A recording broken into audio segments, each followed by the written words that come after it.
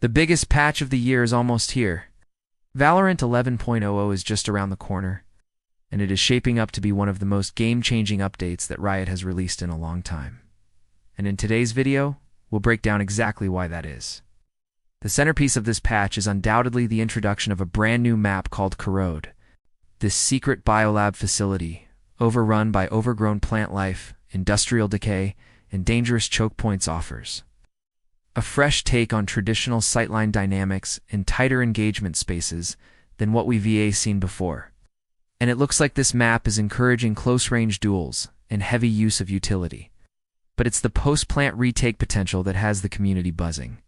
The layout of Corrode has some really unique vertical moments that could heavily favor duelists with mobility or agents capable of vision denial like Cypher or Killjoy.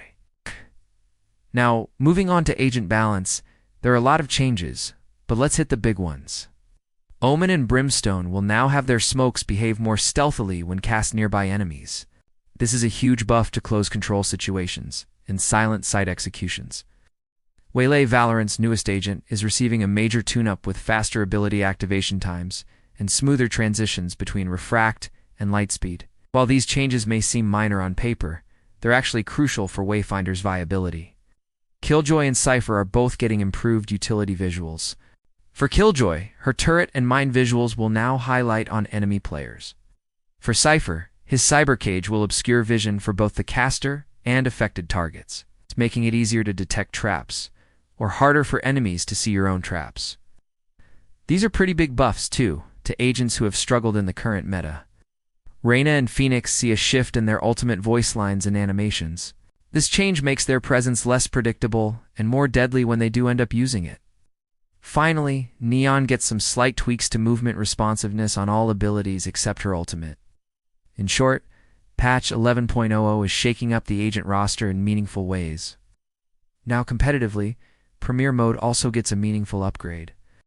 To celebrate division playoffs, players who win their division now get not only the usual gun buddy and player title, but also a dynamic profile banner that visually evolves based on your team's seasonal performance. This makes Premier victories even more rewarding and visible across all menus and lobbies. Additionally, Riot is testing a new reduced loss penalty system in ranked during the first 2 weeks post-patch. This means that early losses during placement or recalibration will hurt less and give players more incentive to climb without fear of losing too much rating. These changes aim to help players hone their skills and test out new content like the new map without the usual anxieties of losing elo. Cosmetically, the patch celebrates Valorant's 5th anniversary with a remix of Ego by Ching Madi as the new career page theme. There's also a new finisher cam system being tested on select weapon skins.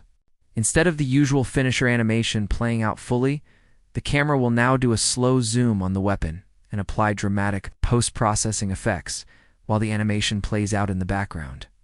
This change aims to reduce visual clutter in the form of on-screen effects and make finishers feel more like cinematic moments.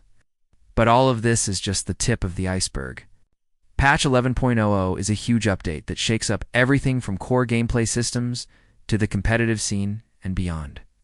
Whether you're a ranked grinder, a casual Swiftplay fan, or an esports follower gearing up for Ascension and Champions, this update sets the stage for a bold new phase in Valorant's life cycle.